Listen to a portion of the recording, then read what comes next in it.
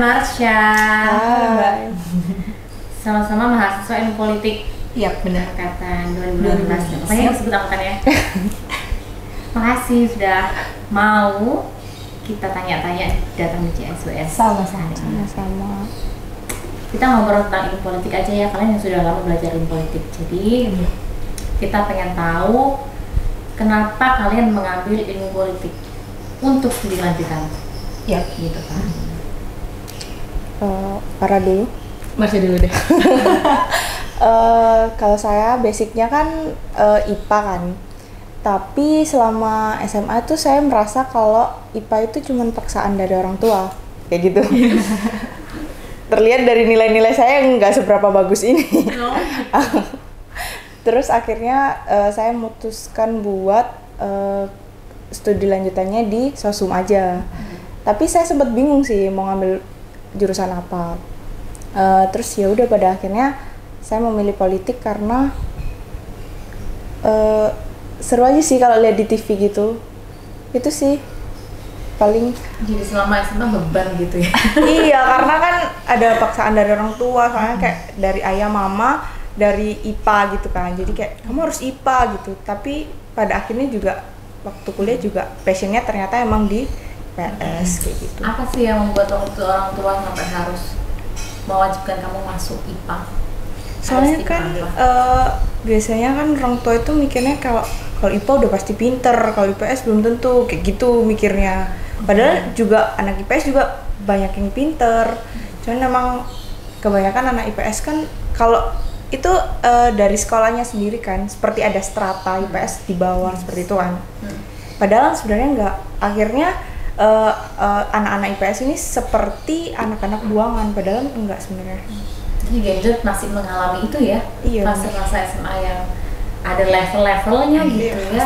Masih ada. Kalau Farah gimana? Kenapa? Kalau aku pure karena dapat motivasi dan sosialisasi di rumah sih, Mbak.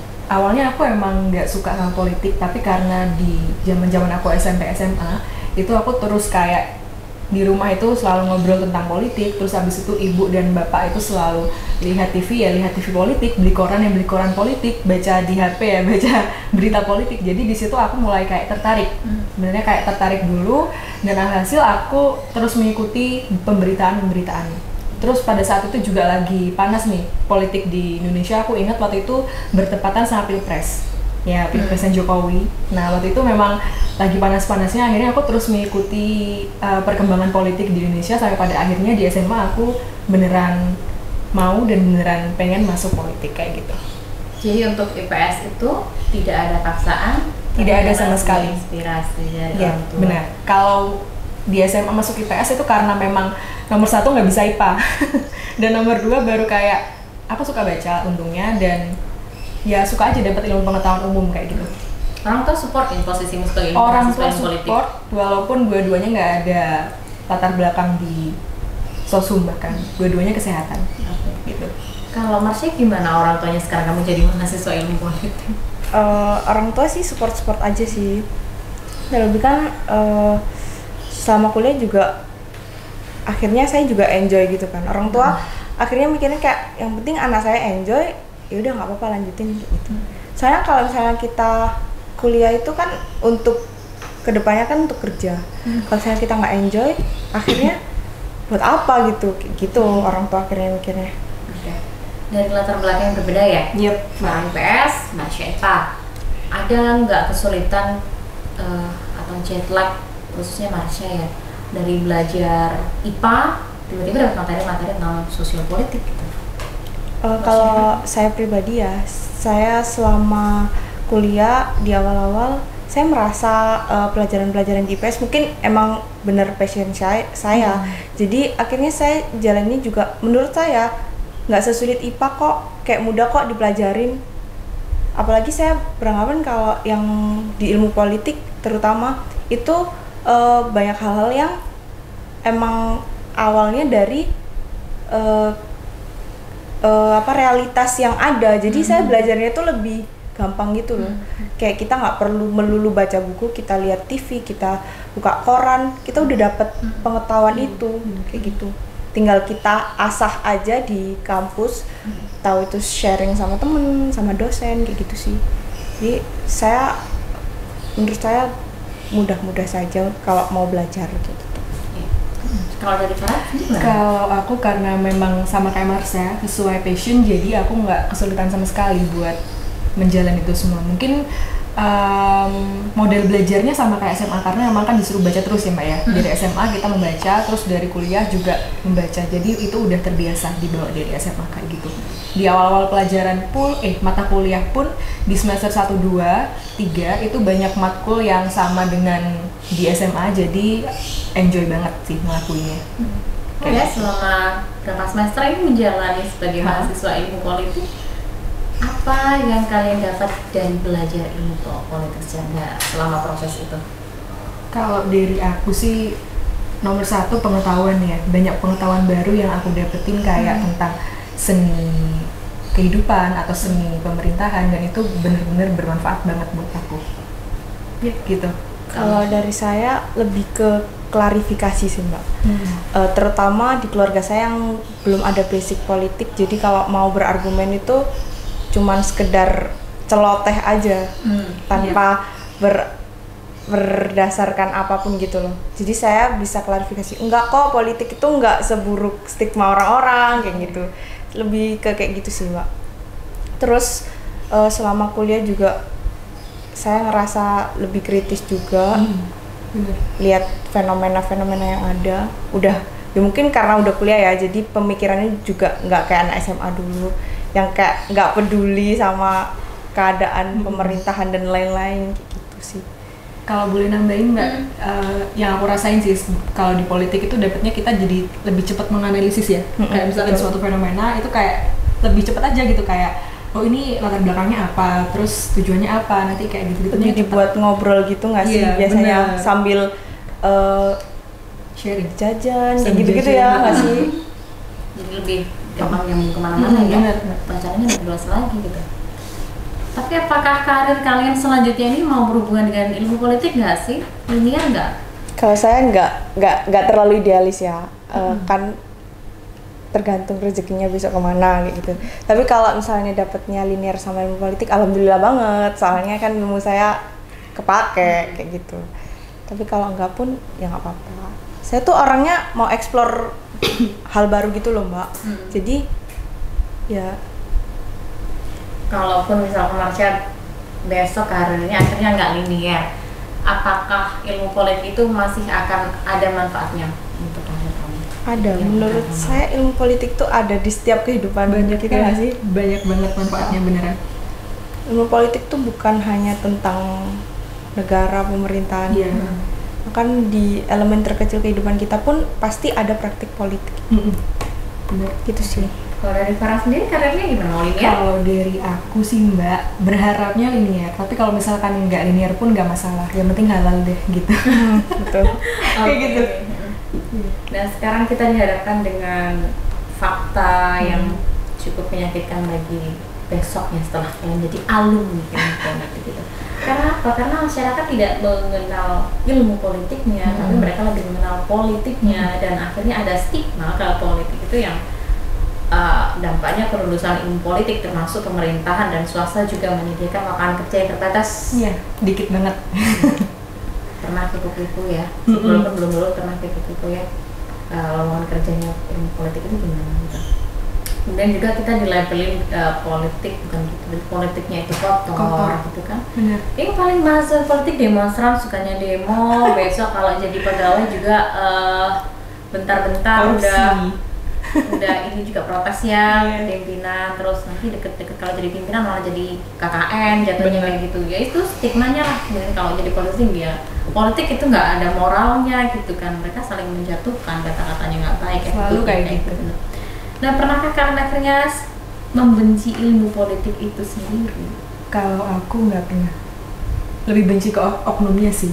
Kayak politik ini baik loh, maksudnya politik ini berguna banget buat kehidupan, tapi oknum-oknumnya itu yang menyalah kayak membuat citra politik sendiri itu buruk kayak gitu.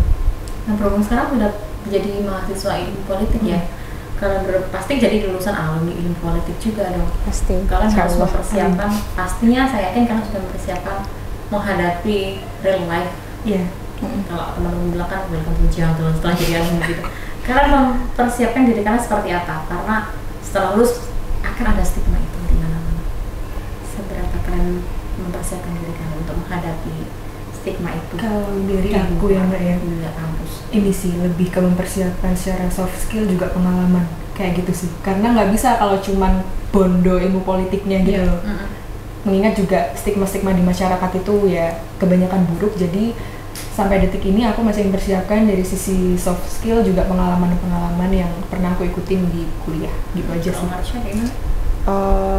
Jujur ya kalau aku pribadi dengan stigma-stigma dengan realitas yang ada di mana korupsi di mana-mana itu saya tuh mikirnya tuh yang salah itu oknumnya. Karena kebanyakan oknum-oknum yang melakukan korupsi ini bukan dari lulusan ilmu politik sendiri kayak gitu loh Mbak. Dan saya sebagai mahasiswa ilmu politik, saya kan pasti satu langkah di depan mereka karena mereka nggak belajar ilmu politik. Jadi sebelum saya lulus ya pasti saya harus lebih mengasah soft skill saya agar saya tidak seperti mereka seperti itu. Oke. Terus menurut kalian nih, apakah ilmu politik akan selalu dibutuhkan dalam kehidupan sehari-hari? Akan selalu pasti. Akan selalu, utamanya di bidang pengambilan keputusan sih. Kayak gitu. Kalau siapa? Kalau saya ya seperti yang saya bilang tadi, ilmu politik itu selalu ada bahkan sampai di elemen terkecil kehidupan kita. Jadi ilmu politik itu sangat berguna. Apa yang menjadi keunggulan alumni atau mahasiswa ilmu politik ya menurut kalian? Unggulnya dibanding yang lain itu apa? Karena kalian mempelajari ilmunya nih. Nanti lulusannya apa nih yang menjadi? Ini sih Mbak, kalau menurut aku kalau lihat dari teman-teman ya, analisisnya tuh mungkin lebih tajam dan lebih meluas itu sih. Kalau kita melihat suatu fenomena, itu ntar kalau dari ilmu politiknya menurut aku kayak lebih, analisisnya tuh bisa kemana-mana, nggak melulu cuma ke politik, itu doang, itu sih. Ya dulu saya sebelum masuk ilmu politik juga mikirnya kalau masuk ilmu politik melulu hanya belajar tentang politik. Ternyata di ilmu politik sendiri yang dipelajari nggak hanya tentang politik, ternyata politik ini berkaitan dengan ilmu-ilmu lain seperti psikologi, ekonomi, hukum, apalagi kita juga biasanya analisa kebijakan. Jadi sebenarnya banyak yang dipelajari di politik itu. Terus menurut kalian siapa saja yang perlu belajar ilmu politik? Utamanya muda-mudi di atas 18 tahun sih menurut aku. Karena di atas 17 ya, di atas 17 tahun tuh kita udah dihadapkan sama kayak realita untuk mengambil keputusan sendiri, udah memasuki umur yang dianggap dewasa awal kayak gitu. Jadi kita lebih bisa mempersiapkan kayak tentang pengambilan keputusan, terus tentang kritisi sebuah fenomena kayak gitu sih. Apalagi di umur-umur segitu juga kita udah mulai diberikan hak suara kan. Benar. Jadi untuk menyalurkan hak suara itu saya harap generasi-generasi muda itu bisa lebih bijak. Tidak karena kan sekarang kan kebanyakan karena ada serangan fajar kayak gitu, mereka menyalahgunakan hak suaranya. Menurut saya itu kurang bijak sih. Biar nggak asal milih lah itu sih Mbak. Oke. Memang generasi kalian ya kayaknya itu butuh banget kalau menurut kalian belajar ini. Cuma akhirnya kita akan berhadapan dengan media platform kita untuk pelajari, karena tidak semua orang, tidak semua anak muda akan belajar dan mengambil program studi ilmu politik, karena juga mereka punya cita-cita, punya karir yang ingin dicapai gitu kan. Termasuk juga yang masih SMA juga kan mereka tidak spesifik mempelajari ilmu politik. Terus menurut kalian media platform dan cara promosi ilmu politik gimana yang tepat supaya mereka semua bisa belajar di sini? Pakai apa intinya? Yang paling mudah dicapai sekarang, setiap orang pasti punya HP. Di HP ada media sosial. HP itu udah kayak jendela dunia gitu. Jadi kita bisa explore semua, termasuk info-info politik. Kalau misalnya kalian belum berminat belajar ilmu politik, kalian bisa kok belajar sesederhana cuman baca media koran online ya, kayak detik.com dan lain-lain gitu. Terus kalau mau berpendapat pun kalian harus cross check dulu. Iya benar. Jangan asal berpendapat, apalagi di Instagram ya sekarang ngeri. Mereka pada berpendapat seakan-akan mereka benar, padahal belum diklarifikasi dulu apakah berita itu terpercaya atau enggak, kayak gitu sih. Jadi ada polarisasi karena pengetahuan yang terbatas. Kayak gitu ya. Oke. Kritis boleh, yang penting harus klarifikasi dulu. Sumbernya terpercaya atau enggak. Kalau menurut aku sih Mbak, kayak kalau yang paling cepat mungkin sosial media ya, tapi kalau yang paling tepat itu nggak melulu tentang sosial media, tapi kita juga harus merujuk pada kayak kanal berita, portal berita kayak gitu-gitu sih. Itu tetap masih kita butuhkan karena ya itu tadi untuk cross check ya Mas ya. Jadi nggak asal ngomong, nggak asal berpendapat kayak gitu menurut aku. Tapi mungkin untuk platform digital kayak misalkan berita mungkin bisa lebih dalam tanda kutip kreatif lah, supaya bisa menjangkau seluruh generasi gitu. Terakhir ya, himbauan kalian untuk semua masyarakat yang telah menstigma politik, apa yang pengen kalian sampaikan? Kayaknya harus explore ilmu politik dulu sih. Ilmu politik tuh nggak seburuk itu. Jangan takut sama ilmu politik karena memang yang bermasalah itu sebenarnya oknumnya, bukan ilmu pengetahuannya.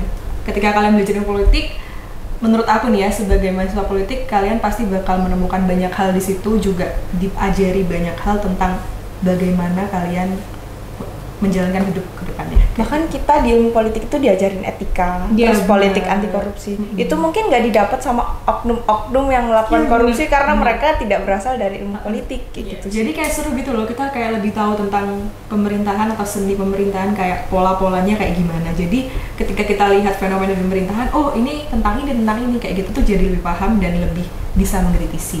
Asalkan kritisnya yang membangun kayak gitu. Dan mereka yang berdebat atas nama politisi, atas nama orang lain, belum tentu ilmu politik juga yang mempelajari mereka.